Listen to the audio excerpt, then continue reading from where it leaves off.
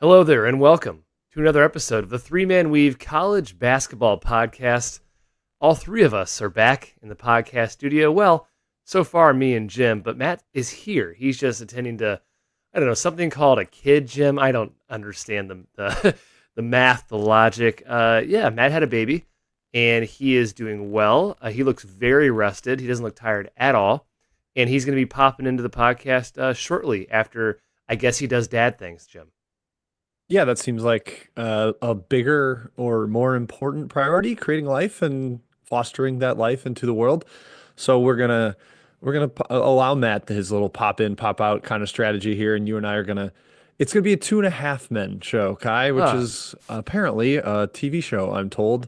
yes. Who's the Charlie Sheen? Who's the one gonna go off the rails? And I guess maybe that's me because I'm the one that's not married. Well, do I get to be Ashton Kutcher? Is that and Matt's the kid?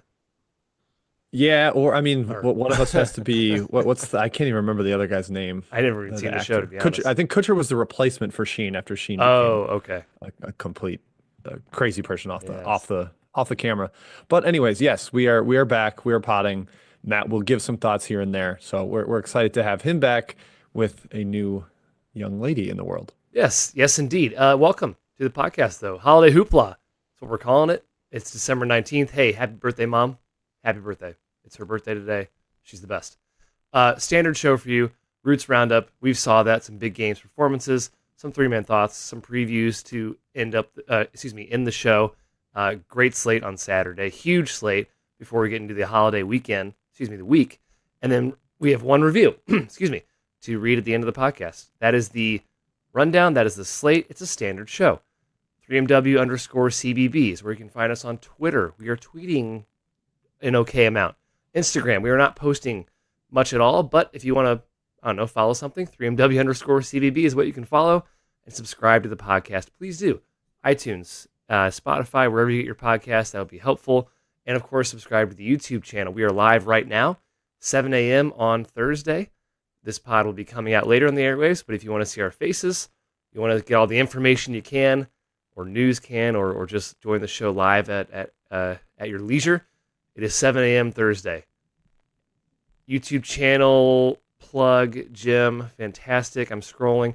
Trilly plug, last one. The Burner, Discord. Please do join us. $6 a month, in my opinion, the best $6 you can spend every single 30 days of your life.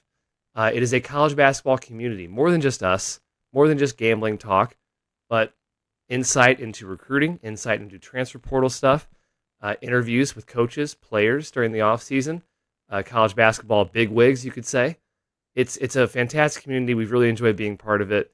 The link to sign up to that is in the description to this video and to the podcast link. So we do encourage you to check that out.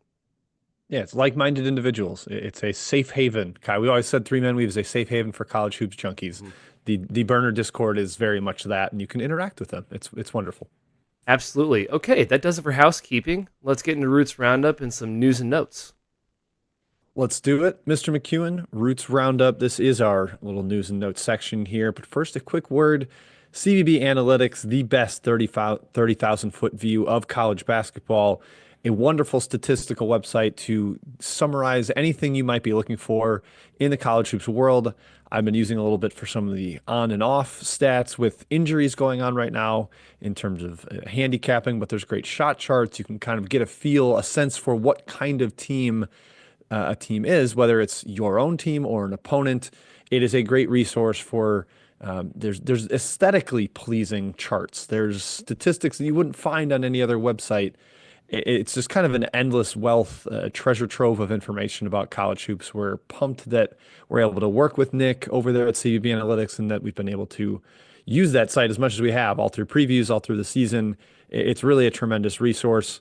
If you are a coach, you want to get on there, please let us know if you haven't been able to sign up for it. But there's a pro tier, there's a fan tier, all of which have incredible resources. So get on CVB Analytics. There's a promo code if you are signing up. I want you to use promo code WEAVE, WEAVE. That gets you $40 off a subscription. And it was just basically like a free month. And you can use that, figure out what you like about the site, and then you'll have a great sense for it without even having to pay a dime. So use that promo code WEAVE, become a wonderful CBB Analytics patron. Okay, into the key headlines, Kai. This is sort of from the college football world, but it does relate to college basketball, so I think it's worth mentioning quickly. Diego Pavia from Vanderbilt, the QB, who has been around forever, has sued for an extra year of eligibility on the basis that his 2 years of junior college should not count because they're not under the NCAA's umbrella, and he did not have a chance to earn NIL while he was in junior college, so that should not go against his years in the NCAA. And I believe the injunction was successful, which opens up this can of worms for junior college years not counting, which they're basically just going to be like Mhm. post grad years in high school. And that means we're going to have 6 year college careers. If we have unlimited transfers, these guys could play for 6 schools. It's a can of worms, and it's another one of these like tournament expansion things, Kai, where I just kind of have to let them shove this on me, no matter how I feel about it, because it's kind of inevitable at this point. It's annoying. I'm all for players getting paid and playing or playing college football, college sports, whatever you call it. Uh, this is very weird because okay, every player ever before the last couple of years didn't have a chance to win to earn NIL, so that argument's kind of strange to me. Second, the Hawaii quarterback quote tweeted Pavia's the announcement, I suppose, and he said, "I played 2 snaps my redshirt season and I didn't get my eligibility back. So why is this fair?" To basically in a nutshell. So it's another thing where the NCAA is going to inconsistently apply eligibility.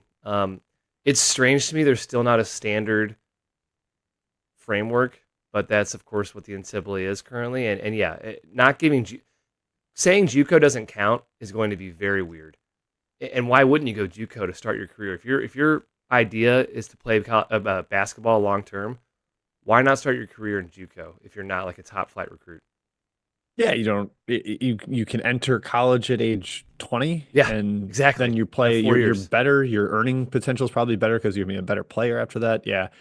I just desperately want to fast forward the clock to the collectively bargained agreement where all of this is figured out at a negotiating table Hmm. and isn't just constantly one-off lawsuits, et cetera, where the people just, oh, this doesn't feel fair to me. I'm going to sue about it. It needs to be collectively bargained so it's all legally enforceable. And I just can't wait to get to that point, Kai, because it's a mess right now. It is a complete mess. The litigious nature of our society, Jim. It's really sad.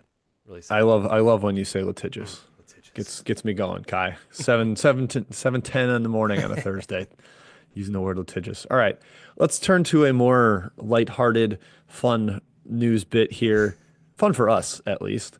In the coaching world, old Dougie Gottlieb continues to dig himself a deeper and deeper hole, make all the wrong headlines.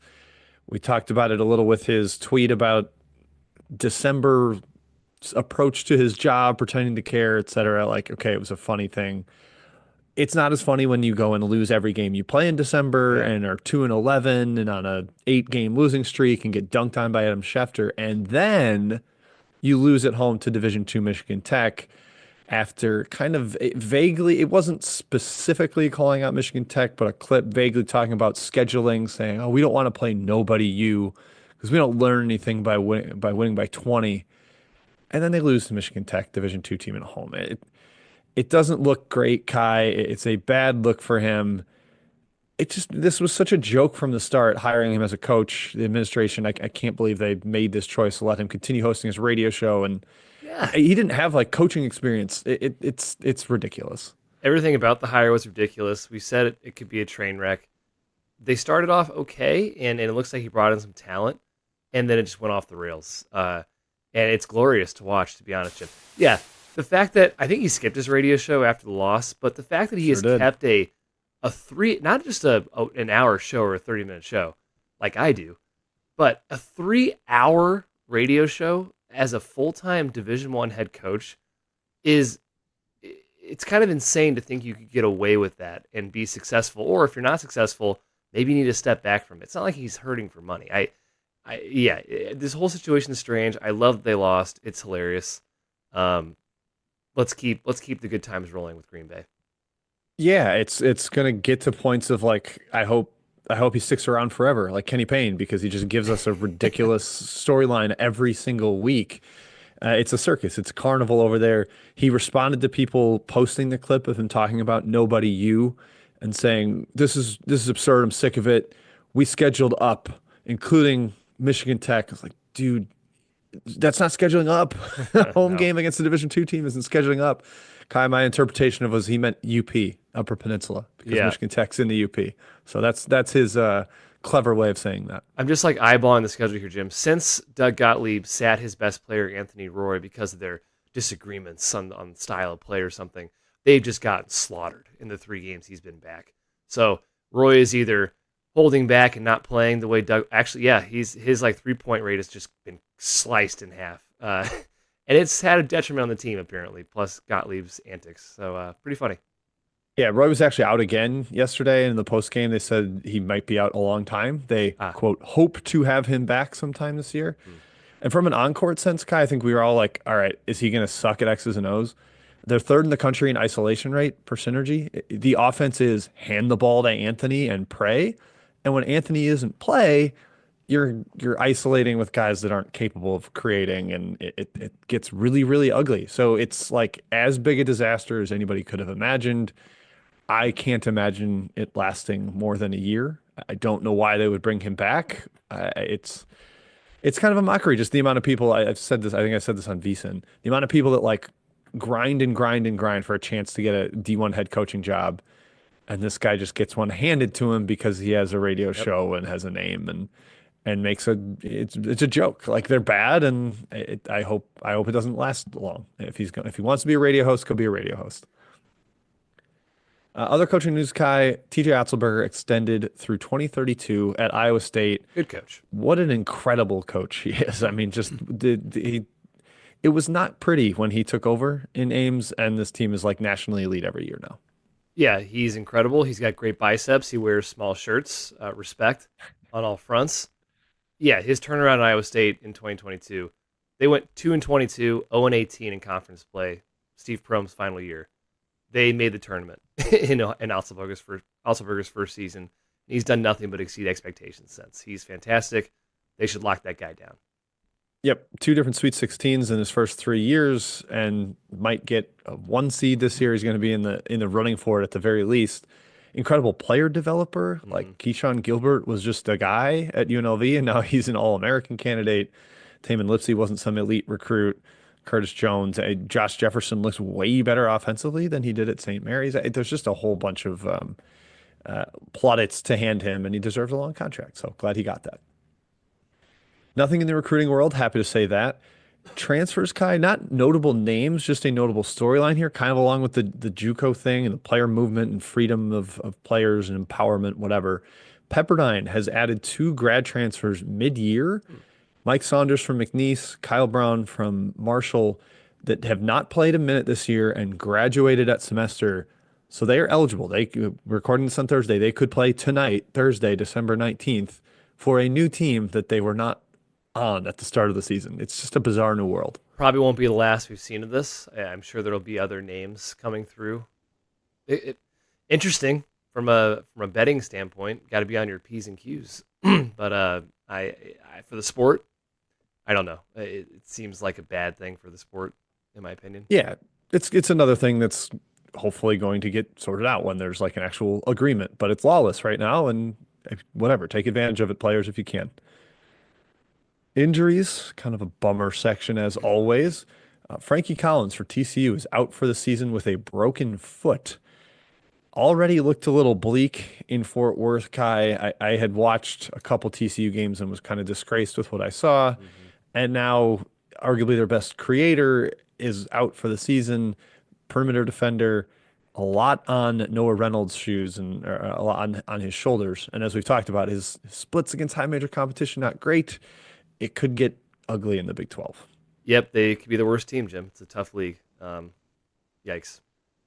Yeah, I think everybody else has shown signs of life. All the teams expected to be bad. Arizona State's legitimately good. Colorado's beaten UConn. Utah looks great, especially at home.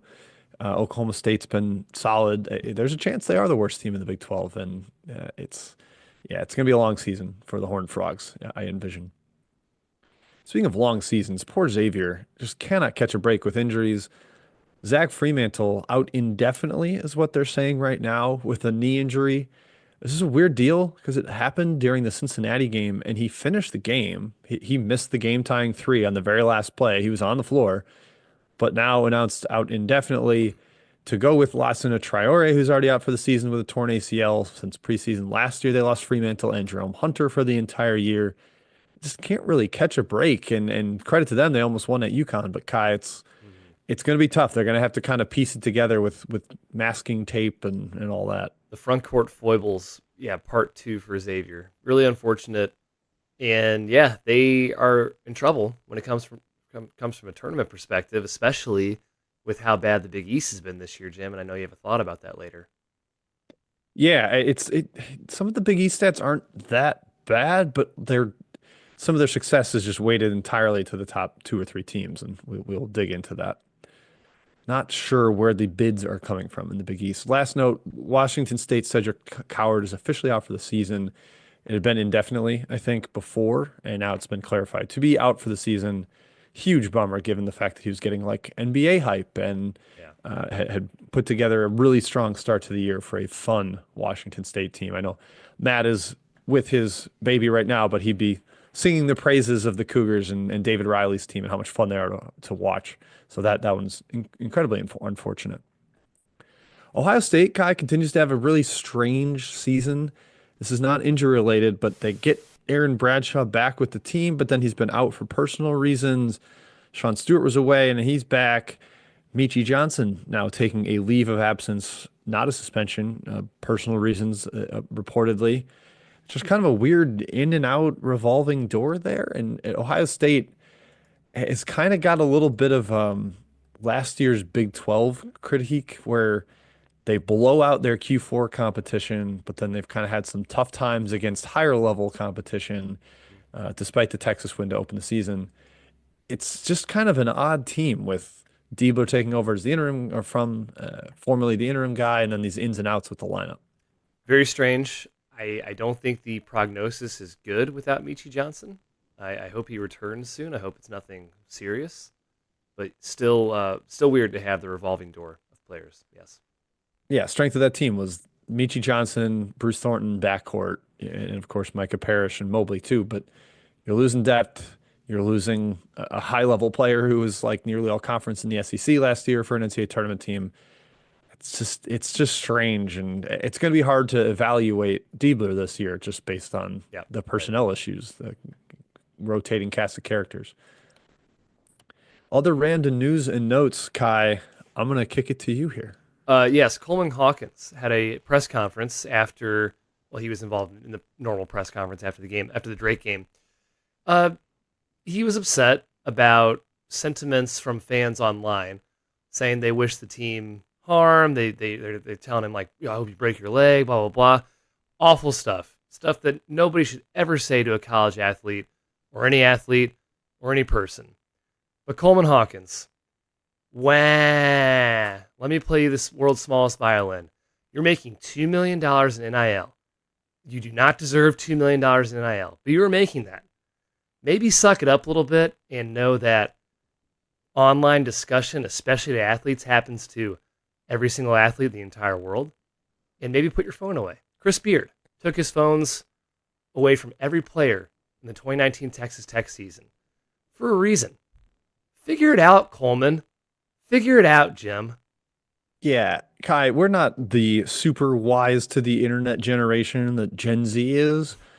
But if there's one thing I know, it's that calling attention to something is not the way to make it stop. If you really don't want people to give you shit online, whining about getting shit online is the like exact wrong way to go. The old Streisand effect. Oh, Yeah. he doesn't like it when people yell at him.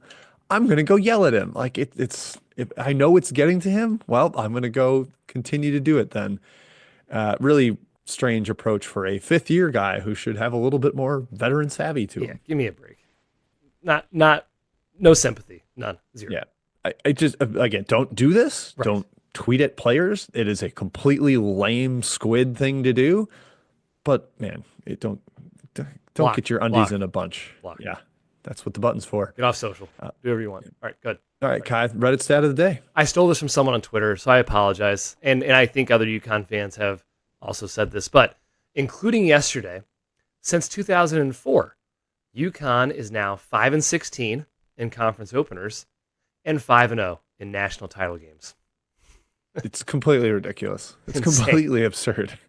How do you have as many conference opening wins as national titles? It's In the last 20 ridiculous. years. Incredible. Yeah, That's the I thought program. about doing a just Twitter stats of the day where we just read unbelievable SEC stats, but I don't. It's almost overkill at this Could be the point. whole podcast. Yeah, we'll get to a couple of them, and we've saw that at least one of them. So I won't belabor that. Kai, that is it for Roots Roundup. I'll kick it back over to my host, my loyal host here, for We've Saw That. We saw that. All right, big games. First off, UConn. They've had a pretty good couple weeks since losing 3 games in the Maui. They beat Gonzaga at Madison Square Garden, and really, did they ever trail that game? I feel like they were kind of in control the entire time. A very impressive job. They just survived Xavier. UConn, again, Jim's got a Big East thought, but maybe hashtag back. Maybe hashtag back. Yeah, I mean they shot 5 of 24 from three, and they led the entire second half basically. The defense actually showed up a little bit more. I thought that was going to be the Gonzaga's big edge, that they would score kind of whenever they wanted, and they scored over 1 point per possession, but it wasn't some like blitz, and UConn was as efficient, even more efficient. I think there's probably something to be said about UConn or Gonzaga's defense. It was a Yeah. major problem down the stretch against Kentucky. It gave up 1.13 points to a team that couldn't make a jump shot in Connecticut. There's some real worries there, I think, for Gonzaga long term, and that's also one of my thoughts. We'll get to them. It's unfortunate, yes. Yeah, more SEC dominance. So this is getting crazy at this point. I've used the word insane a couple times already in this podcast. This truly is. Florida beats UNC. Okay, not that big of a surprise. South Carolina takes down Clemson in a rivalry game at South Carolina. South Carolina thought by many to be the worst team in the SEC. And then Oklahoma last night, and I have a thought on this on these two teams as well, beats Michigan. It's truly incredible. Jim, is this stat real? This SEC versus ACC, is that the right number? Yeah, the SEC is 30-4 against the ACC. Oh my The God. SEC is 44-6 against the ACC and Big 12. It is 58-17 against all major conferences. It's absurd. No other team is even tickling 500, and they're 58-17 versus other major conferences. It's crazy. Unbelievable. Yeah, every team now ranks in the top 68 on KenPom in the SEC. There are 68 teams that make the field, by the way. And they're head and shoulders above the rest of the country in net rating per KenPom. It's incredible. Yeah, I think every year when the ACC gets crap in March, people are like, well, all our bad records are because we have so much garbage at the bottom of the league. You can make an argument Clemson's the second best team in your conference, Yep. and South Carolina is definitely the worst team in the SEC right now. And South Carolina beat Clemson. So that argument will be completely lost on me. I put every SEC team in that gets remotely close to the cut line. They just win. Yeah. The three of the remaining four undefeateds are from the SEC, Florida, Tennessee, and Oklahoma. The league is completely broken everything. This is from Brett Edgerton, Editor Edge on Twitter. Upcoming big games, Kai. Auburn versus Purdue in Birmingham, Kentucky versus Ohio State at Madison Square Garden, Mississippi State at Memphis, Mizzou versus Illinois in St. Louis, and Ole Miss at Memphis. I mean, folks, is the SEC just going to win all those? Maybe. I hope It so. might. I really hope so. Ooh, a wild Matt appeared. He just went by. I had a thought, but I got distracted by Matt, so we'll move on. Yes, Tennessee and Drake also remain undefeated. Those are the other. Jim mentioned Tennessee, I suppose. The other undefeated team is Drake. Drake wins in overtime against Kansas State. They really should not have ever gotten to overtime. They kind of dominated. And cool thing in that one in overtime, Bennett Sturts hits the game-winning three. He's from Manhattan, I believe, Jim, or at least that area, or Kansas City, maybe from Kansas City. Yeah, he's his grandparents own season tickets to the football Oh, okay. team. I believe someone said I think his girlfriend's on the dance team at That's K-State that's or what it something. was. Like, Yeah. yeah, like he's got so many ties to the Wildcats, and he just cold-blooded killed them to end that game. It was outrageous. He is fantastic. I mean, Yeah. yeah, they were up like 33-8 or something in that game, and credit to K-State for climbing back into it. But Drake showed the resilience to not back down once it got forced into OT and made the plays to win. Bennett Search, Jim, is that guy that you play against that is just killing your team. You're like, this guy is beating us. This guy can't score. I'm not guarding this. No, he is a true killer. Uh, do not let the cover fool you. He is incredible, and so is Drake. Kai, he has played every minute but one against Division One competition this year. He has sat Wow, 1 minute in 9 Division One games. that's very impressive. Very Yeah. impressive indeed. Yes, Tennessee remains number one in the country, I think, in the AP poll. I really do not pay attention to the AP poll. Like you could give me, I could not name the AP poll right now. But I did see the one next to Tennessee's name, so I think they're number one still. They won Illinois. Good job. Loyola Chicago, no longer undefeated. They dropped a game to San Francisco at the Pfizer Forum in Milwaukee. Also, Utah State lost to UC San Diego to end their undefeated streak. So, and then there were four undefeateds. Yes, indeedy. Yes, indeed. Five-star forum. Shout out Bucks, the Shout out winners of the Bucks. Cup. Oh yeah, Let's go. Let's because go it's the Bucks. cup. Because The it's Cup, baby. the cup. In a former Pac-12 matchup, Arizona lost to UCLA, and their resume sucks. They are now 5-5 against Q1 and Q. Sorry, 5-5 overall, 0-5 against Q1 Q2 competition. So they need to really do well in the Big 12. Which, hey, lots of opportunities to win big games, big quality games in the Big 12. But Jim, it's looking bleak, and this is shocking to think Arizona might miss the tournament from the preseason. Yeah, I've seen like decent amount of UNC panic about, oh, are they going to make the tournament or not? They've lost to no bad teams, and they've got at least a neutral win over Dayton. Like Arizona has nothing to fall back on in the non-conference. Their best win right now is a neutral win over Davidson, which I guess Kai could creep into Q2. Maybe Davidson gets into the top 100. They're not that far off. But if that's what you're hanging your hat on, you've lost your five biggest tests. I'm not very excited about that. And the Big 12, it's going to be a challenge because there is such weird travel in that league now, especially for Arizona going cross country a bunch and going to elevation a bunch.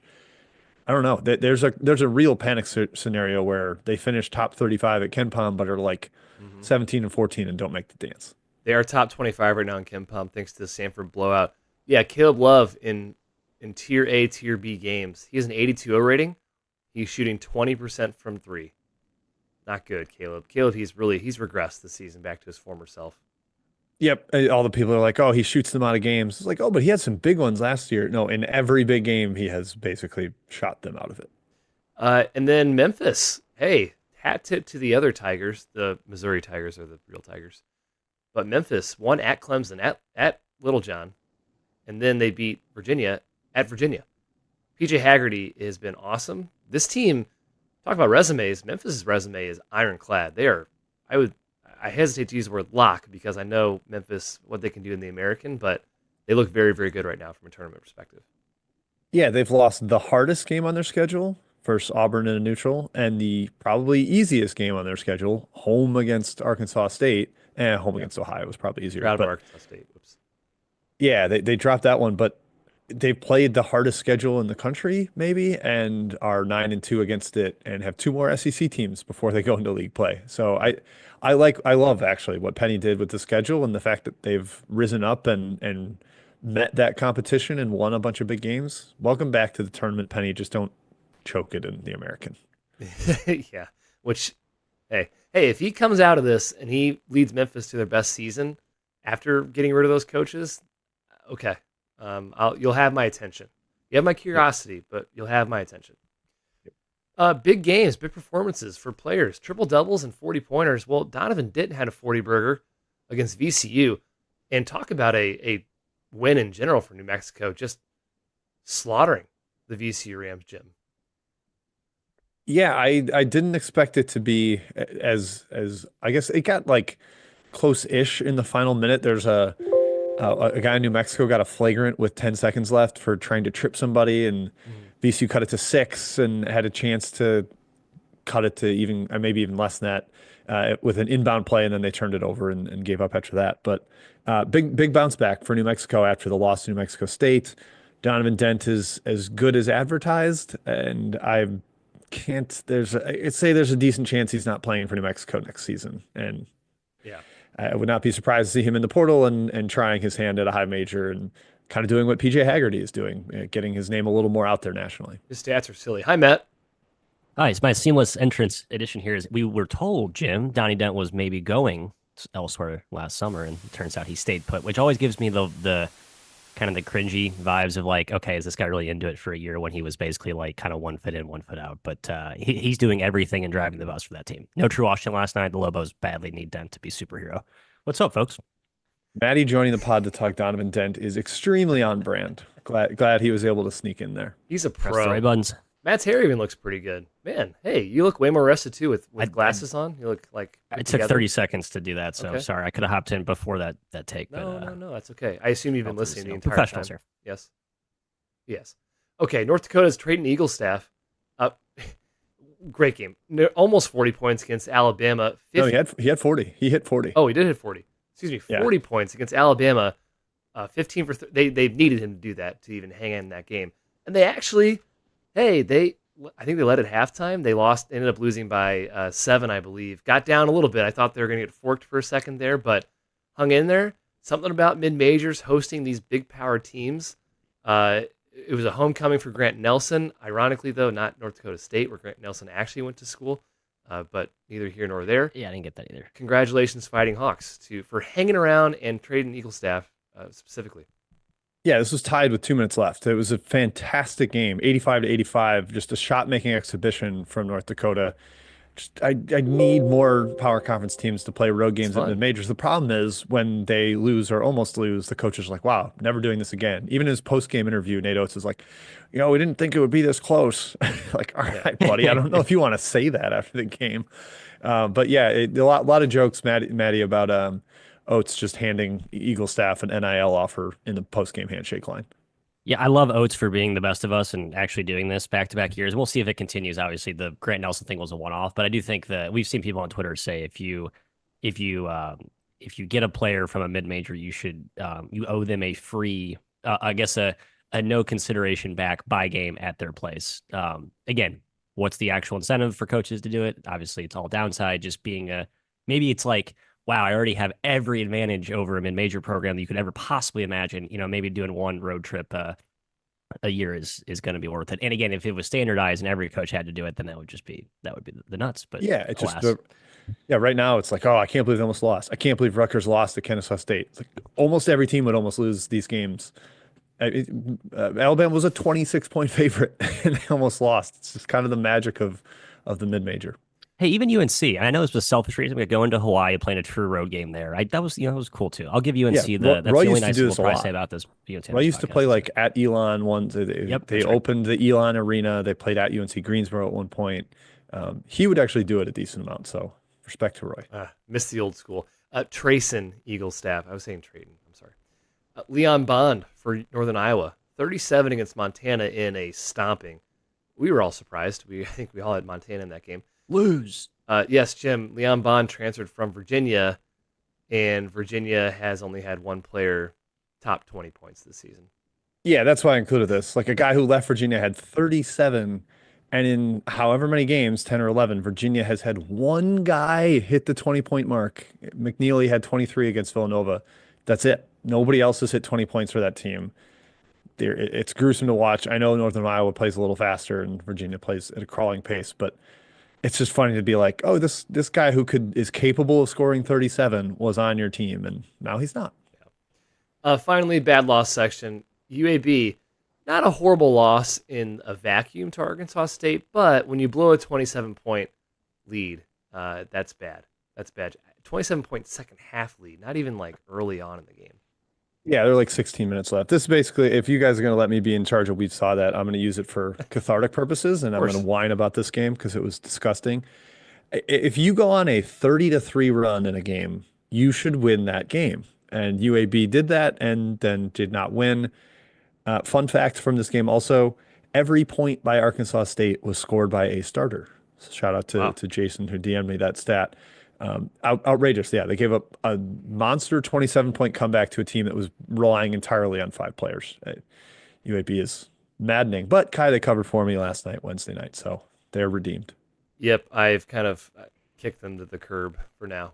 For now. Once American play rolls around, we'll see. Okay, that does it for We've Saw That. We're heading to three-man thoughts. Thoughts.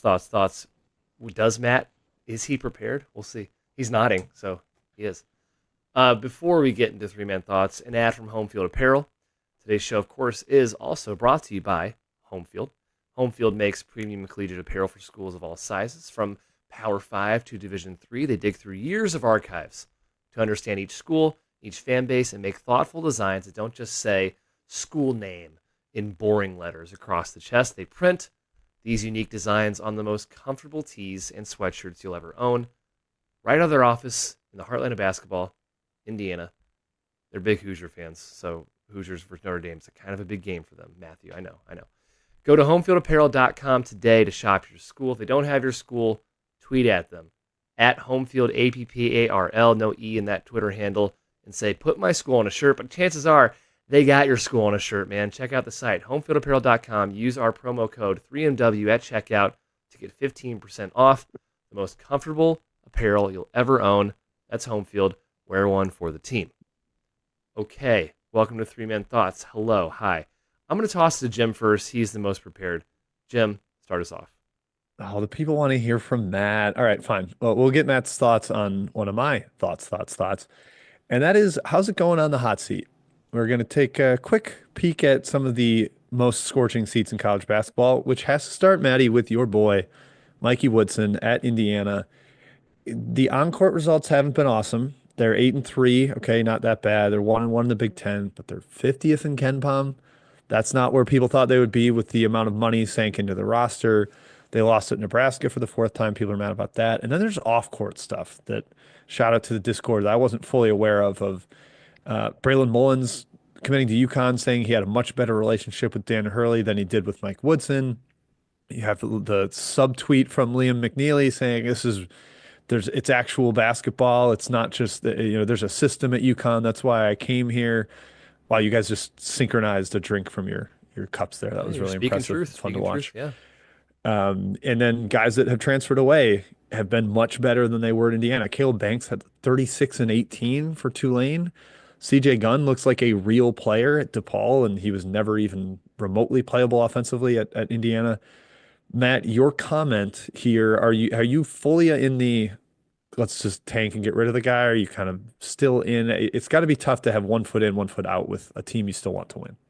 No, I mean, I'm totally out on Woodson. Like, it's a matter of at what cost, I guess, and then like what's the what's the blow up implications. And I think with the NIL vault of money that Indiana has, and I think the four schools I wrote down before the year, all right, Texas, Ohio State, UNC, and Indiana, and some might try and throw Duke in that category. And I guess the theme is schools with absolutely gargantuan amounts of money and debatably not real coaches that were sort of handpicked by, certain people in charge, like not truly chosen by the top-notch qualifications. And I think does Syracuse belong there too? Syracuse, okay, yes, our Syracuse. And I just think it's like they're too well-funded, too propped up to fail. So like it's going to be hard to really I guess the justification for firing or moving on from a coach at these schools needs to be pretty like the margin needs to be pretty thin, I guess is what I'm trying to say. And I think with Woodson, we'll see how it plays out in the Big Ten. But I think this when you add additional ammo at the off the court stuff and you have a very, very growing discontentment among the fan base, I think that's not going to help you. Like, I don't know if you compare the approval rating, Kai, of fan bases for Indiana versus Texas versus UNC versus Syracuse versus Ohio State, I bet IU would be like the lowest of those schools, like in terms of fans. Do you like your coach or not? Basically, they're the loudest for sure. Yeah, loudest. Yeah, and I think, but even the ones that are quieter, are sort of like, come on, like what are we doing here? How good would they have to do to end the season for you to feel okay about bringing him back? I guess that's kind of the ultimate question.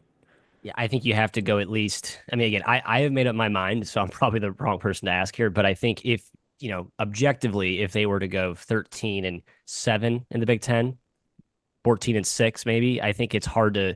You have to at least give maybe some credit there or to Dukai, and maybe give him another year. I don't know. Yeah, I would say 12-8, 11-9 be fine. 12-8. I mean, it's a good league, right? It's a really good league. So. Yeah, depending who you beat, who you lose to. That sounds like just enough slightly above mediocrity to really get Exactly. the people excited about one more year. I think I was Other missing a people, school yeah, there, Jim. Yeah, Syracuse is great. I knew I was missing one more school. Thank you for helping me plug yeah, that. Thank you. other guys on the hot seat that it has gotten hotter. There's some that have gotten off it, but hotter seat. Ben Johnson at Minnesota.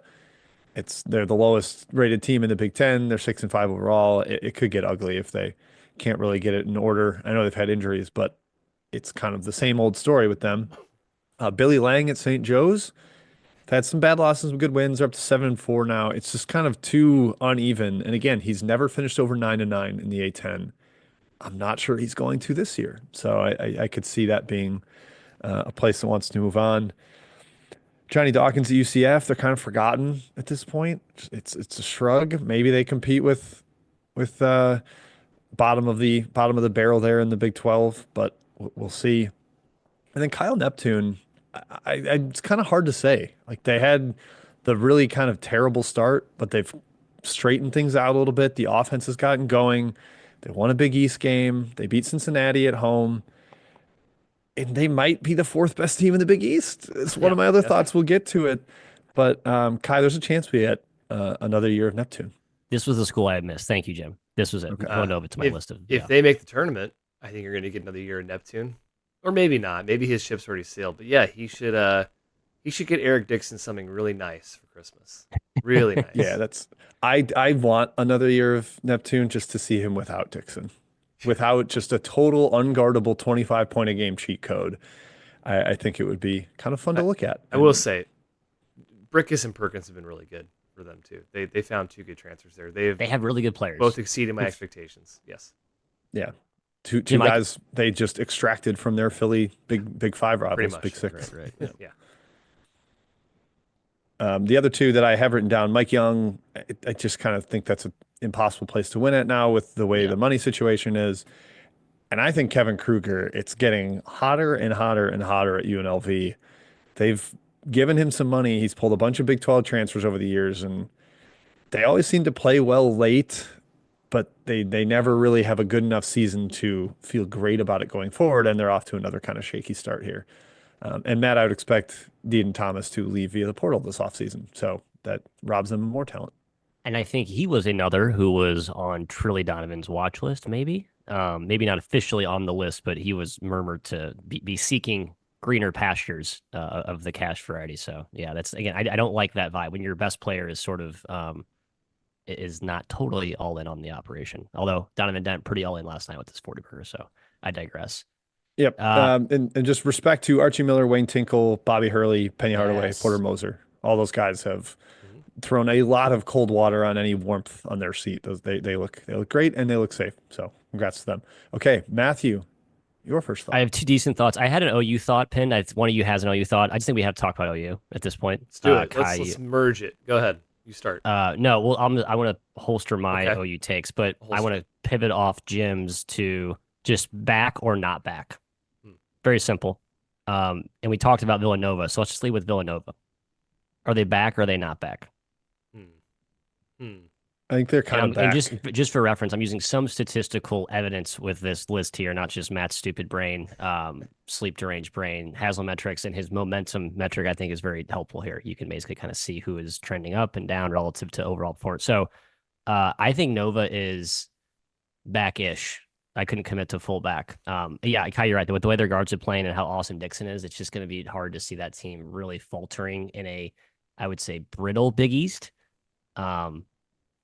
And I don't know if they did enough in the non-con to actually like solidify themselves as like a top 8 seed in the tournament, but No. they're probably going to, No, okay. they have one win that matters at all. They have like a couple bad losses. I guess they only have, it's basically one win because Temple's horrible and Seton Hall sucks. So that's what's, that's the bummer. Semi back. let's- Semi back. Yeah. The other two Big East teams, and this is timely, Georgetown. I read a good article last night.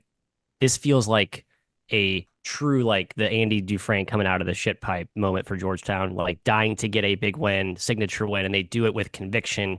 They actually look competent out there. Like, I mean, Micah Peavy, that guy was a man possessed on both ends. Like, I think that's sort of the identity of what Cooley's trying to get.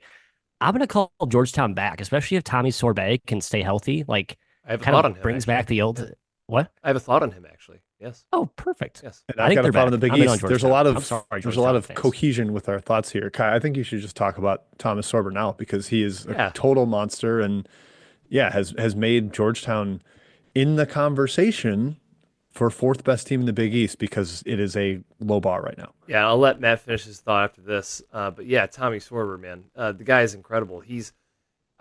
Exactly. He's made Georgetown something to consider. Scoring, rebounding, passing, rim protection. He kind of fills all those buckets. He has a top 75 block rate. He has a really nice shooting touch and pretty good form as well. You saw him kind of stretch Kalkbrenner out a couple times. And he has footwork beyond his years. He doesn't look like a freshman. He looks like a vet, a pro, really. Yeah.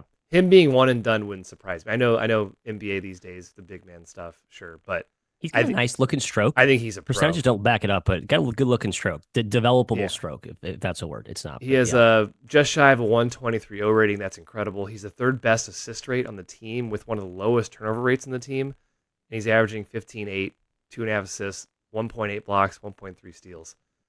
He's incredible. He is really the main reason why Georgetown has looked competent this season so far. Yep, I thought the defense would suck, but instead they have an awesome rim protector on the back end, which lets everybody else be a better defender. And PV's a demon. And he's PV was that like I think I re-listened to our Big East preview a little bit, and we were like lavishing praise on PV. We just didn't understand why he went there. Well, we know why he went there now because they're actually pretty decent. So yeah, mea culpa, I guess. Georgetown fans probably wanting us to say that, Kai. So they look really good right now. It's a long way to go, but they look good. Competent. I'm not ready to call them a tournament team, but competent. Yeah, even Jay Neps. I mean, I don't have the metrics, but that dude's playing defense this year. Like very real defense. Like the effort's very clear. He's quick, disruptive, sometimes gambly, but like that's not like an absolute liability on that end. And I think offensively, when you have other dudes around him, he doesn't look as he still takes some JUCO hero ball shots for sure, but they're fewer and farther between than they have been in years past. Well, how about UConn? And I want to just get to this after the squeaky went over Xavier last night in overtime. Like I called them dead on arrival. I was like, this team stinks after Maui, blah blah blah. And I watched them against Baylor, and they looked terrible, and they just weren't a good spot. Then they beat Texas at Texas, and they beat Gonzaga, and now they've beaten Xavier, and they 1-0. And I don't know. I'm not all the way ready to call them back, and I'm still sticking to my initial gut instincts of this team just doesn't have it, but they are looking more like a well-oiled machine with their execution, like night and day better than against Baylor. And it's funny because they played better theoretically against Baylor, a better team, and they won more handily than they did against a beaten up Xavier team. But I just thought the eye test against the Xavier, the Muskies last night looked better. If that makes any sense at all, which it probably doesn't. But I think UConn is still backish, but still holding out judgment there, Jim. Yeah, I've got UConn in a thought as well, Matt. So I'll wait a little bit, but I think they're legit again. I mean, I don't think they're top 3 in the country, but they're really, really good. And the Maui thing was maybe a little overplayed because again, it's a really smart staff that didn't have any time to prepare on back-to-back days, and the teams against them shot 56, 57, and 47% from 3 in those 3 games, and it made the defense look completely terrible. And it's not that bad. It's okay. It's not great, but the offense is lethal. They've just got shooting everywhere. The ball movement's terrific. The man movement is terrific. They're obviously still being put in great places to succeed by Murray and the staff. Yeah, I think I'll go co-favorites in the Big East with Marquette. Fair. I think I agree with that too. Liam McNeely is quite good. Yeah, he is. All right, 3 more. I'll do rapid or just these 3 at one in a cluster. USC, Michigan State, and Wake Forest, which is probably a reach, but saw a little evidence last year. I'm still Wake holding Forest on hope for the not team back. that I loved. Okay, fair, fine. I know they beat JMU by a pulverizing margin in the second half, but they are 100th in Ken Palm. It's like wild to see that. Anyway, let's just go USC and Michigan State. I think they're both. I mean, I think Michigan State's legit. I don't know if we call it back, but I think they are legit for sure. Yeah. Like Big Ten, maybe favorite. Maybe that's too far, but I'm prepared to have that conversation. And then USC, I know it's very early and the competition hasn't been great, but I kind of liked what Musselman. I like the vibes from Musselman that I've gotten from him the last 3 games after some of these efforts. I think the defense is starting to sort itself out. The roles are taking some time. I think we might have a classic Eric Muscle March dynamic out there in LA, despite there's only going to be 2 people watching those games and no one's going to really care. I I see that path ahead for USC basketball this season. Getting better, but let's see them against better competition. That's fair. Yeah, I'm going to stubbornly say they're not a tournament team, so no muscle march. I think it's going to be tough for them to climb that ladder. Michigan State rocks though. They're kind of part of the two true big revolution that we've seen a little bit, where teams are like, all right, we're going to be awesome defensively, and honestly, Georgetown is this a little bit too, where they're playing two legitimate big guys and then a bigger wing, and it's like, oh yeah, the defense looks a lot better with that much size on the court. And maybe it's not super mobile, but they found a way to force difficult shots. And the offense has gotten enough. And Michigan State's starting to make threes now, too. They didn't do that to start the year, and they look terrible. And now it loosens up when they actually make triples. That is mine. I'm just to put a bow in it. I think they're the best team in the Big Ten. That's my pick to win it. If you had to ask me again today, yeah. I think they're right there, but probably not my pick, but right there. They never left, man. They never left. I have them over UCLA by a hair, Oregon by a hair, Purdue by a hair. We know Illinois. Again, it's all close. We know you have them over Illinois. Yeah, Illinois. Not sorry. Illinois at Michigan State. I'm sorry. I think UCLA is the favorite in some places because they've already got a road win at Oregon, and the schedule they get to play like Washington twice, USC twice. Their schedule's a little better, but I think I will go currently with Michigan. I know they've lost the a couple Fighting close Dusties. ones. I'm a big fan of Michigan. I am too, Jim. You know I'm a Dusty May apologist, but too much volatility in their DNA for me. I just don't like how they can't close out games. God damn it! Don't fucking 4-point play. What are we doing? E. Rated E for explicit. Sorry, my fault. Kai. Is it me? For a clean thought. I did do my Swerber. Do you want me to continue with Michigan since we're just rolling here? Yeah, let's do. Yeah, I was trying to set the table. I didn't really get a chance to watch this game, so I don't have any like cool insights on that. But just interesting current situations for both teams, both Michigan and Oklahoma. So Michigan, start with them, suddenly down to just one quality win in non-con play. It's a neutral win over Xavier, which it might even age pretty poorly if Xavier is hurt the entire year, and the Big East we know is not great. That's thin for a resume.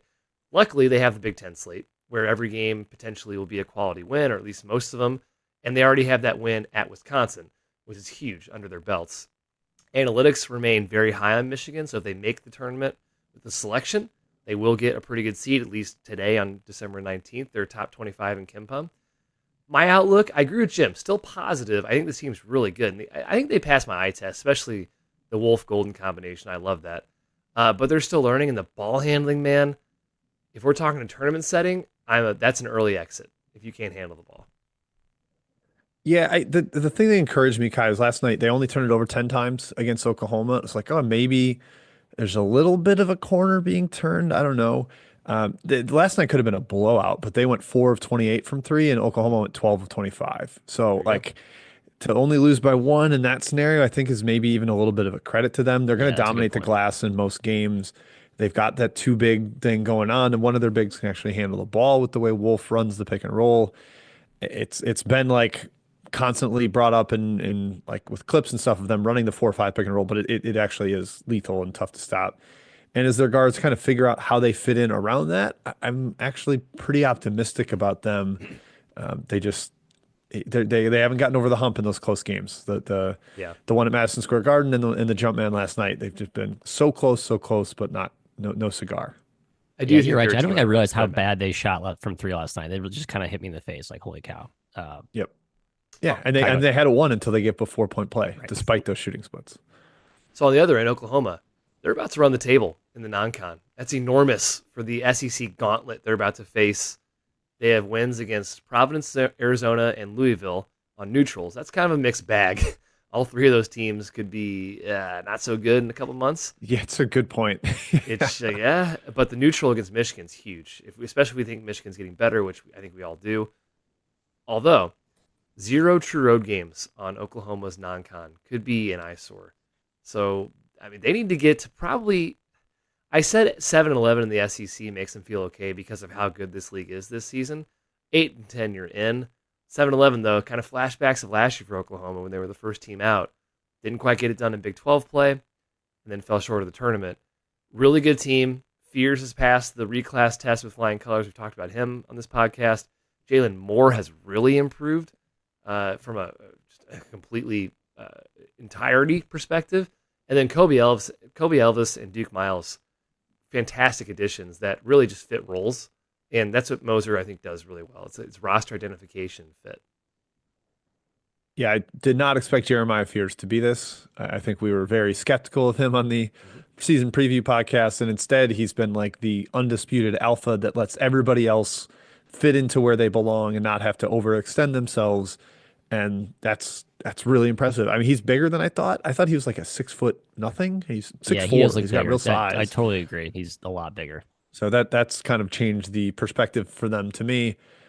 I think they're legit, but the problem is they could go 6-12 in the SEC because everybody's legit. It's going to be it's sorting the cream will rise to the top there. I agree. Okay, that's my Michigan Oklahoma thought to Jim. Back to me, huh, Kai? All right, guess I need to figure out what my next thought No, will be. I'll do All it. right. Hey, just a quick thought on the OU thing. I think Moser, by the way, is pretty smart. Like he has been awesome on neutral sites since he's been at OU, and I think he schedules and he I think understands that there is untapped value in the neutral site games where obviously you don't get as much credit in the Q and the quadrant ranking system, but with his style, with the way they coach and prepare, how good they are on short prep, I think he's kind of found maybe an inefficiency with how his teams play, how he coaches and just how consistently good they've been in these MTEs. And that's why they've kind of racked up really good non-con starts. And then obviously they get into conference play and people figure out their stuff and they come back down to earth. But he Or is builds it up that they're buffer. unprepared to play on the road? Oh, interesting. I think you should be DQ'd from the tournament if you don't play a true road game. You gotta play one. I think that I'm with you on that. I just like that at least he's proven stuff on neutral sites, not just racked up crap at home against bad teams. Totally fair. And I like Porter Moser, so I'm biased. I honestly, Kai, until you said it in a row, I didn't realize like how that MTE could age with Arizona being 5-5 overall. Providence could be a bottom two team in the Big East. Louisville Indiana. Injuries could think. Yeah, that's very interesting. I think Oklahoma fans will need to keep an eye on that. Okay, I mentioned I kind of had a thought about UConn. I'm calling it the three lost powers. Gonzaga, Houston, UConn, all like top 5 teams coming into the year for almost everybody, sitting with 3 losses each. And I kind of want just the boys to rank them. Where do you land on these teams right now? Gonzaga's got a couple okay wins. Houston's got a couple barely Q2 wins. UConn actually probably has the best collection of wins among this group. I am still stubbornly putting Houston first, but I'm going UConn next. And I am worried enough about Gonzaga's defense against actual opponents. I think they just gave up 45 points in the second half to Nichols last night. And I know it was kind of playing like a track meet, but that's not great either. That's my order. Kai, Houston, UConn, Gonzaga. Where do you land on these 3 lost teams? Keeping Houston first. I have never wavered on the Cougars. They had Auburn down huge and then lost by 5. They lost to Alabama in OT. They lost to San Diego State in OT. I think this team is still freaking awesome. And if they're going to be underseeded, sure, they won't be. They're going to win the Big 12. And then I'll go Gonzaga still number 2. And then I'll go UConn. Gonzaga's offense is I know UConn just beat Gonzaga. I was gonna do UConn fan says, hey, wait a second. But they won. It's basically a home game at MSG. They're 2A, 2B for me after Houston. Okay, Matt, and yeah, basically, I want you to rank them and then tell me what you're most worried about with the third team. Can I rank them March by March, Jim, or do I have to rank them now? I think there's a very clear difference of now rank versus them by March. Sure. By March. Okay, yeah. So I will go Houston, Gonzaga, UConn.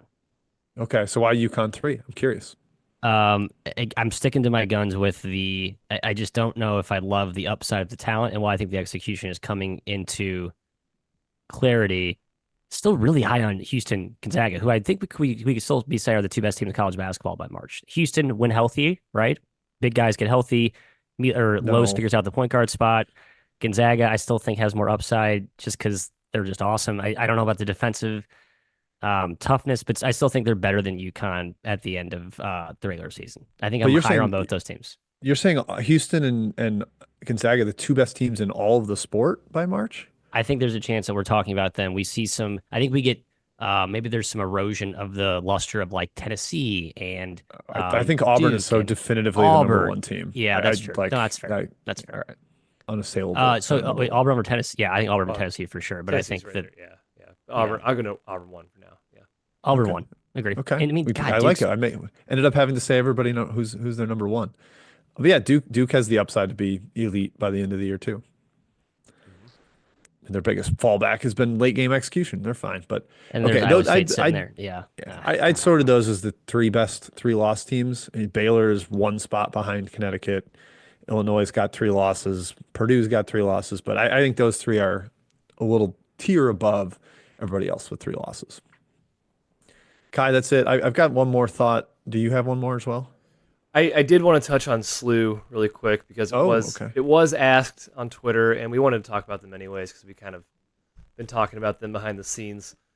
Yeah, SLU. Dang, it's bad. SLU stands for St. Louis, by the way, for the uninitiated. The Billikens haven't been healthy all year. They've used 5 starting lineups. They're really thin on depth. They just dropped another game at home to Wofford. They just haven't looked good in really any contest. I can't point to one effort that I'm like, that's the SLU effort. They're good. Fear not. Down to 160 in Kempom. This next game at Grand Canyon feels like it's going to be major trouble for them.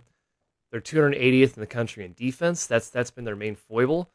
329th in turnovers forced. They just don't put pressure on the offense. They have 0 rim protection, so no perimeter pressure and no rim protection equals bad news Bears. Plus, they are getting a little unlucky from three-point shooting splits perspective, but still, that's not the entire reason why their defense has been struggling. On offense, they've still been pretty good. Avila has been doing his thing. Swope has been very good. Their offense is top 100, and they're top 50 in effective field goal percentage, but the depth is non-existent after Swope and Avila, and throw Jemerson in there as well. It sucks. For sure, it's because we love this guy, and I still think he's an incredible coach. Maybe we see a small bounce back in a good A10. They're definitely, I'll say this, a dark horse in the A10 tournament, especially if they start getting a little more healthy and a little more rhythm. But right now, it's bad. It's bleak for St. Louis for this season. I think Schertz figures it out and builds a program. I almost did an A10 thought, Kai. Actually, I think the A10 tournament could really, the seas could part. Obviously, Dayton's awesome, but maybe you get a fat and happy Dayton that's probably going to be good for an at-large spot. They're at large, and yeah. right, and VCU. I mean, my goodness, like we could probably that they're not as dangerous as we thought they look. You know, Bonnie's been really good, obviously, but like, do they terrify you? Mason St. Joe's is Jekyll and Hyde, and so I think that there is a real path for SLU to turn it on in March. It is a bummer though, right? Like I think it's like the one team that you wanted to kind of continue the narrative of the offseason and to bring in Avila and Swope and kind of resurrecting a fun SLU program, but it just when you watch Avila and Swope, they look just tired, like they're just doing everything. The lack of depth is really catching up with them. They're still doing the Josh Hurts. Like defensively, like their 2-point percentage defense is pretty good, right? They're doing what they're supposed to do. They're not fouling. They're rebounding pretty well, but they have been kind of a bad victim of some bad shot making, and they haven't come out on the right side on close games. It's a bummer. Long-term SLU fans, you're fine. Relax. 20-year. I know it sucks because you had Avila and you wanted to kind of get right into the Mach 5 out of the gate in year 1, but I think long-term you're fine. It's interesting because last year Schertz's team had no depth either. It was a complete 6-man team, 360th in bench minutes, and they were still fine. But I think it's even like they had 6 good players last year. This year's team has 4, 5 when Thames is healthy. Like Kobe Johnson is not good. I did not like that take in the offseason. I don't think he fits at all with them, and he's been awful. And I like Anya. I think he's really solid, but Thames is kind of up and down. He's been in and out of the lineup. And losing Dotzler to this for the season was tough. No Casey. I don't know if he was going to be good or not, but at least they had a chance for him to give a little more minutes up front. But yeah, and especially what? Isn't Hughes gone too? Yep, Hughes left. So it's just gotten really thin really fast, and he's having to play this freshman class that was clearly like developmental and was never going to see the floor. And now those guys are getting out there a little bit. And teams have found out how to attack them too. Like Avila has gotten even more exposed than he did last year, I think, defensively. And then just checking in on Julian Larry and Jason Kent, meanwhile, in Texas, Kent was playing under 20 minutes a game before he got hurt. He's currently dealing with a wrist injury. He hasn't played in 6 games. Julian Larry's playing about 20 minutes per game off the bench in Texas. Guys, you could have come to SLU and been top 25 team. But it would have been fun. But I they know. got a little bit more money at Texas. I don't know. And they might not even make the tournament at Texas. Like it's ironic. They've got no good wins to start the year, Texas, 0. and I guess at NC State's decent. But then there's a chance they're bottom 3 in the SEC, which sounds like a dig, but the SEC's that good. They could be bottom 3. Yeah. Okay, that's SLU. Any other thoughts, gentlemen? Jim? Matt? No, but yeah, I'm not long-term worried either. You No, guys said not it, long not term. worried long-term Yeah. about chest shirts. Uh, My last thought was oh it yeah, was Jim, just a go. Big East fourth team because I think it's clear UConn and Marquette are in great shape. Top two teams looking awesome. St. John's solid. They don't really have the wins yet, and I'm not sure how many possibilities the Big East is going to offer. But the next best teams in the net: Creighton 67, Villanova 68, Xavier 73, Butler 74, Providence 77, DePaul 81, Georgetown's currently 95th.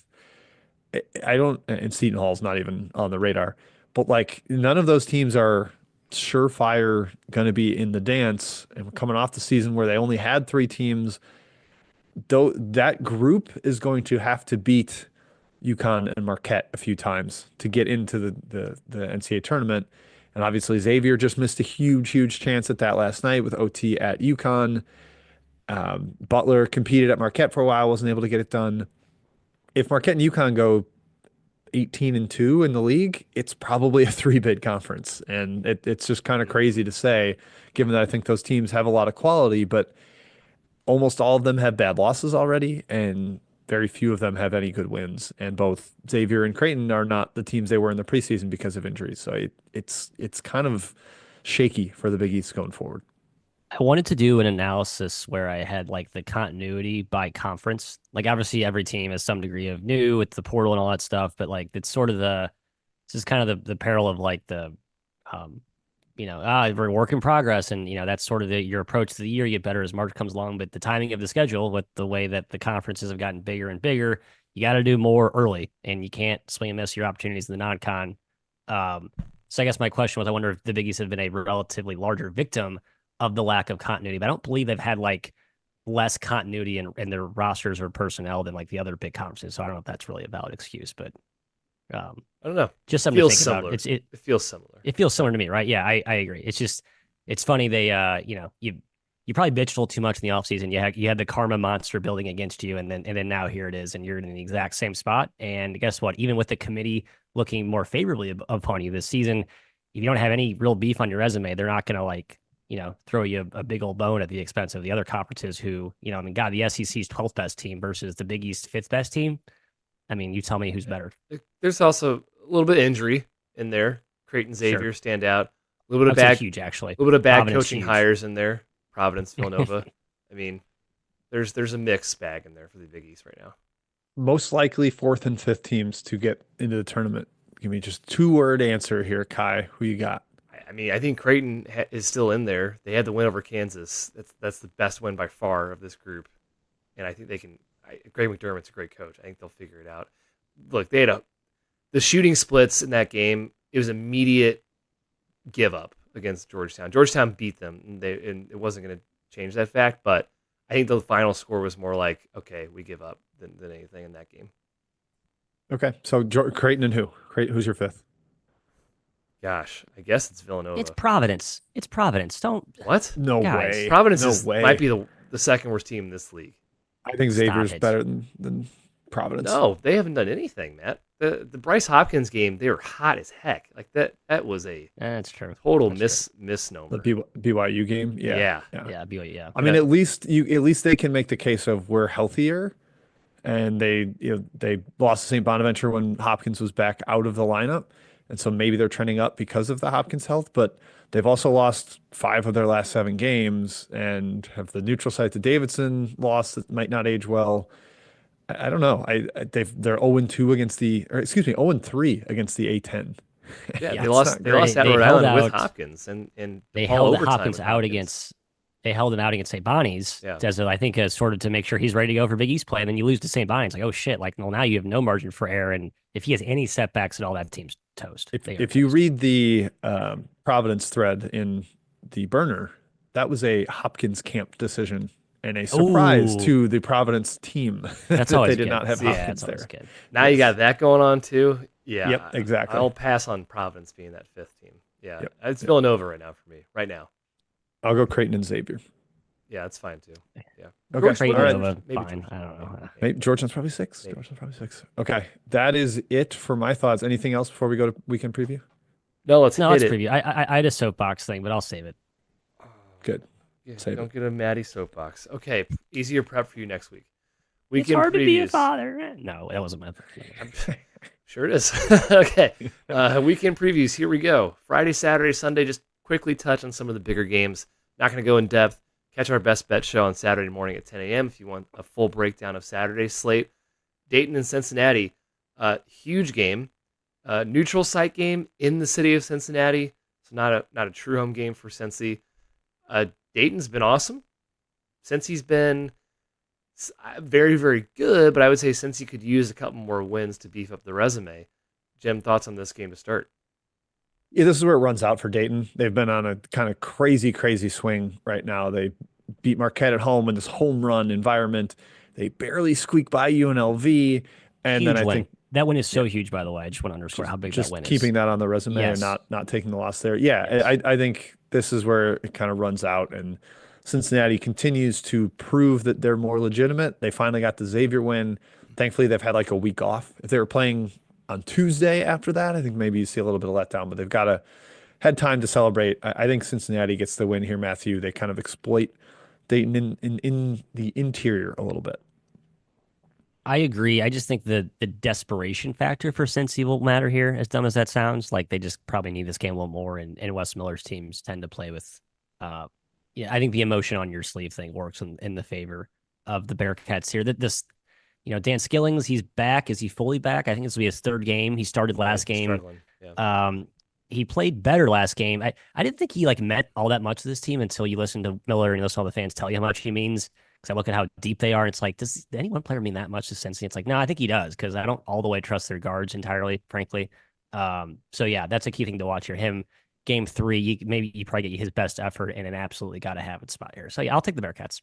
Just notice Dayton's 2-0 against the Big East, against UConn and Marquette, by the way, because they were kind of flirting with, should they add Dayton to the Big East? But it's an obvious ad, by the way. I think they should. So A10 is for sure one big league now. That's like all but guaranteed. No, Unless A10? No, it's too bad if Dayton doesn't win the tourney. if Dayton does not win the tournament though, there's no other true at-large contender I going think into. VCU's got a VCU. chance. Yeah. I think St. Bonaventure's Maybe got Actually, Loyola? St. Bonnie, yeah, I know. Loyola has maybe a chance too. Loyola and Bonnie's only have one loss, so Yeah. it depends on how well they do through league. Yeah.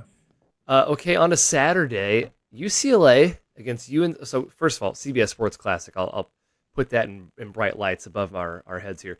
Yeah, UCLA against UNC, Ohio State and Kentucky. Starting with the Bruins, yeah, KenPom does have them favored in this game. Boy, I know UCLA's defense is legit. I will take the firepower of North Carolina, and I will probably expect them to win this game. I think UNC wins too. I'm a little scared of how they keep starting games in holes. Yes. Figure it out of the gate. It's like every single game for them. But UCLA coming across the country, desperate UNC team. This reminds a couple of years ago, UCLA was coming across the country for the CBS Sports Classic, and they won at Maryland. And then I think Kentucky got them in the CBS Sports Classic, if I remember right. It kind of feels similar to that, where UNC finally gets another good win to go with the Dayton one, and UCLA goes back to Big Ten play without one. So I like UNC here a lot. I think they can take care of the ball. I agree. It's funny. I made fun of UNC in my. I need to name the Texas, Ohio State, UNC, Indiana, Villanova, whatever that group of teams are. I need to come up with what I made fun of them in that tier. I do think UNC is like underrated. It's to some point. I think their guards are that good, and I know their bigs are a little bit dicey, and they got exposed by some really, really bad matchups. Auburn, Florida, notably. And I give them a little bit of a pass for the Alabama game. That was the third game, and or coming off the island, I should say. So, but I like UNC in this spot long term. I'm semi bullish on UNC. I don't think they're going to win the ACC, but I think they're a tournament team. I think they win enough games in the ACC to get there. I have a name. Call them Nepo babies. I know, but they're not all like. I was trying to go with nepotism, favoritism things, but like, I guess. Well, yeah. So interim, Except for the interim internal, guys, cozy, yeah, whatever. Well, kind of. I mean, Ohio State, Kentucky. Yeah, we mentioned Ohio State's kind of weird revolving door of players. Michi Johnson being away from the team. Matt's boy, Michi Johnson, is bad news. Yeah, there's no way this spread is 4. That's what KenPom has it. Kentucky's going to kill them, Matt. Your thoughts? I agree. Yeah, the Diebler weird post game presser after Valpo. I know he's like really close with Roger Powell, but he like got very emotional a couple times, and he was kind of like dodgy about the Michi questions. I don't know if there's some family things. It's just a lot of drama in the Ohio State program right now, and I'm kind of shorting drama this season. That's a theme for me in handicapping, and in this spot, I'm going to short the team with more drama, and that it clearly is Ohio State, whether it's real or just whatever. I just don't like the vibes. Quick correction I'll issue on myself. When UCLA went across the country to beat Maryland, they then went and beat Kentucky in New York in Oh, the Sports Classic. good So correction. see if they can do the same thing here. For Ohio State, Kentucky, if you are Ohio State and you are worried about potential opponent 3-point regression, Kentucky's not the team you want to play. That's bad news. I'm with Kai. I think Kentucky blows them out. Yeah, Mississippi State goes to Memphis. Memphis, another Q1 game for them. They're hosting the Bulldogs. Uh, Gosh, I don't want to doubt Memphis at all, but I can't go against the SEC. I'm thinking Chris Jans and the boys get it done. Jim, quick thoughts on that one? Yeah, I would tend to agree. Memphis is on a great run of form with those 2 road wins, but they don't do as well when they're expected to win, and they're going to be Yep. a slight favorite Favorite. here. Ooh. And again, SEC has been fantastic despite Mizzou not getting it done at Memphis on opening day. I do think Mississippi State has enough depth and like they take care of the ball enough. They're number 3 in the country in turnover rate. Memphis kind of thrives when they can turn you over. Usually in the second half, they get a run on you. I don't think Mississippi State will let them do that. So Jans and the Bulldogs. Yeah, I love Jans here. He talks about how like Cam Matthews is like just the heartbeat of his team. He said like he played one of his best games of the year, but he had like he was 0 for 5 from the floor and like 0 for 4 from the free throw line. I just love this the balance of Mississippi State. Jans finally has it. Like I think last year was like whoa offense too much, and now it's they have the right balance. Right, it's old Jans tenacity, physicality, defense with the new offensive dose of Hubbard. And I think that mojo is working. So yeah, I like the Jans here. Marquette goes to Xavier in a Big East tilt. Xavier needs this win. We talked about it. The Big East non top 2 players, top 3 for St. John's, need to beat the big boys to have a chance at the tournament. Xavier, hey, maybe use a little momentum here and get done against Marquette. I think they kind of use their home run effort. I don't know. Actually, I guess I'm kind of torn on this one. I think they can keep it close at least, Matthew. Keep it close, but lose ultimately to Marquette. I was actually leaning toward Marquette here. I feel like it's a home run spot for Xavier. They look better against UConn. We would agree. It's going to feel like the Xavier of last season where they had kind of that brittle front line, but their guards really have to carry them. And we like these guards preseason. They just haven't played as well. Like I think we were wanting more from Ryan Conwell. We were wanting more from some of these guys. Maybe I don't know, they use the injury setbacks as kind of a reset type of thing. But Yeah, against I say their style might be better without Fremantle. I don't want to I agree. overreact to one game, but it could open stuff I think up for they their need guards. some defense. They need a better big with more defensive, I think, prowess. But I agree with you. It's just in this game against Marquette, it's not a get right spot for a backcourt we're talking high about. It's just Marquette's guards are too good. Chase Ross, is he fine? I know he had Yep, he's all so, good. yeah. okay. He was full Yeah, I strength think yesterday. Marquette takes care of business here. Conwell's been really good this year. Just want to He has been defend good. I'm him. sorry. I know that's not fair. Yeah, I'm taking Xavier. I think the guards looked incredible against UConn. I know there was a lot of shot making. That was a big part of it. But those 4 guards that we love, Conwell, McKnight, Foster, Maddox, Maddox. combined for 78 points. I know they came up short, but that's because UConn is fantastic offensively. So was Marquette, but this is back home for Xavier. And Marquette, well, they've been great everywhere. They had 2 road losses. I think Xavier steals one from them here. I love it. Finally on Saturday, Purdue and Auburn in Birmingham, Alabama. Janai Broom thankfully avoided serious injury on his shoulder. He doesn't have to get surgery, and he's starting the rehab process. I assume he's out for this game. No Broom is a big deal. I think Auburn is still incredible. Dylan Cardwell is legit. Like when Pearl called him the best defender in the country, he's probably not far off. He is that good up front. But I think Purdue can keep this one close without Broom in the lineup. Yeah, it's not going to be 12 like Ken Pom predicts it without Broom. I still think Auburn kind of rolls. I think they have such great game plans lately that a team like Purdue where, okay, it's if you give them drop coverage, they can eat on that. If you let Lawyer and Smith go at you, those guys will dominate. And then Trey Coffin, they just have limited complementary weapons. And that's a problem against Auburn. And I feel like people forget because of how great defensively Broom and Cardwell are. they have the number one offense in the country. They Yep. score They like do. crazy. They can shoot. They move the ball fantastically. They run great action. Yeah, I'm going with Auburn by 10, even if Broom doesn't play. Oof. Yeah, I mean, Broom, he matters obviously, but I think he really matters against Purdue. Has not done a great job defending like bigs. Like Queen went off against him, Maryland game. Pharrell Payne went off against them in the A&M game. I think the loss of I know or Trey Coffin-Renn's been great offensively. Defensively, he's not been as like imposing at the rim. So I think his presence matters. So yeah, your point, the Cardwell thing, if he really rises to the occasion, he could be a difference maker. I think Purdue wins this game. I just got this feeling that they're going to just kind of out execute Auburn in a weird spot. It's at a neutral, correct? Or quasi neutral. Birmingham. Yeah. Birmingham. Yeah, I know it's sort of be a home game for Auburn, but just that element, that wrinkle, just gives me the sense that Auburn maybe lays an egg. We saw Auburn kind of do this last year where they had that awesome start. Then they showed a little bit of vulnerability with some volatility at this point in the year. This seems better for sure, but I think this just kind of feels like that one of those spots late in the holiday season. Purdue with those veteran guards just Painter, game plan, execution, shot making, they get it done. All right. And finally, on Sunday, of course, we're talking about bragging rights.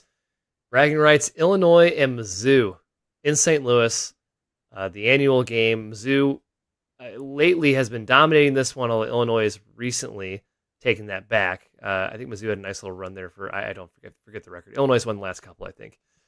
This is a huge game for Mizzou in terms of tournament, especially with the SEC coming up. A nice win against Kansas would be even nicer with an Illinois win. The Illini are much better than we all expected, especially Matt. Their guards, Yakichonis is for real. If this is just for real, Jim can... You know what? I will say this. Mizzou has, and I hate the way Gates tinkers, but he has lineup optionality, and he can play quicker bigs to defend Isich on the perimeter. That's why I'm going to start with that one. Yeah, they can switch stuff if they want to instead of playing like drop style.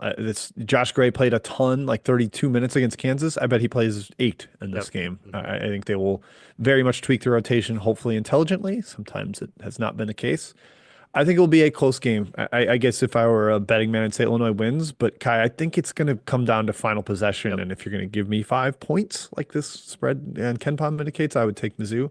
But I think it's going to be a fantastic up and down game. I always love that environment with the split crowd. Awesome. It's going to be terrific. I like Mizzou. I think Mizzou wins this. Tiger, I don't know how much. You know you do. I don't know how much. Stir the Illinois pot more. Yeah, I'm going to keep. Illinois is really good. I still don't believe that they are as. I still think they're more fallible than some of their results have shown. They're going off a week of. I think they just come out finals week. Haven't played in 7 days. I think the rust could be a factor here. And I sort of like I know Mizzou's been playing more zone this year, but I did like that look that they gave Jack State late in that game to make that run. I think throwing multiple looks at a young KJ point guard will really throw Illinois off if Gates commits to that. And I think the Mizzou supporting piece are starting to like play well. I mean, you saw Cruz get absolutely, white hot from 3. I don't know if that's sustainable, but like Mizzou has these unpredictable performances. I think plays well. Like they just don't know who's going to get you on any one night. You wish you had more continuity in the rotation, but that is a double-edged sword. And in this matchup, they actually could work to their favor, especially against a youngish team. I like Mizzou. I think Mizzou wins this game. I bet the spread's probably 5, 4, 5. We'll see. It'll come down, I think. You think so? Okay. Yeah, well, Matt said it, so I'll go with that. Yeah, Tigers. Okay, review section, then we'll sign off here. One review this week from Moose947 says, best college basketball podcast out there. Heck yeah.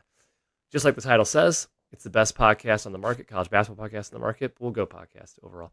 Covers everything from the Blue Bloods to the Patriot League and is the ideal mix of banter and info. My question for the guys. As a Northwestern fan, it was tough seeing Boo Buie leave for the league, but Martinelli's growth has been outstanding, and Barnheiser has continued to be a fantastic two-way threat. Do you think it's enough to get the Cats to a third straight tourney berth? I'll start with I was lower on Northwestern coming into the year.